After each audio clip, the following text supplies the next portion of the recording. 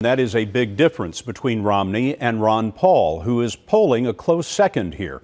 Wyatt Andrews has the Texas congressman's plans to shrink the federal government. Wyatt? Scott, Ron Paul's plan to reduce the federal deficit is the largest of all the candidates, and his spending cuts would happen fast. $900 billion during his first year in office. Reducing the federal deficit is the signature issue for Ron Paul in Iowa. His plan calls for reducing the federal workforce by 10%, slashing the pay of Congress, and eliminating the federal departments of education, energy, housing, commerce, and interior. What we're talking about are real cuts in the shrinking of the size of the federal government.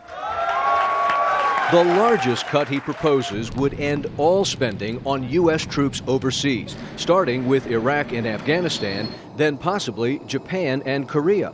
Foreign aid spending would go to zero, including the $3 billion in aid to Israel.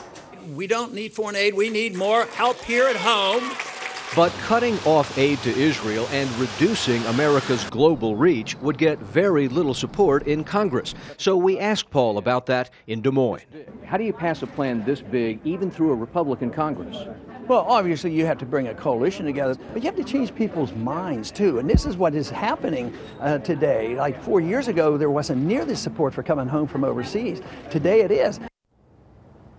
Ron Paul's plan may be a long shot, but Scott, here in Iowa, the deficit is very, very important, and voters will turn out for him, it makes him a serious contender to firmly promise cutting the deficit so quickly. Wyatt, thanks.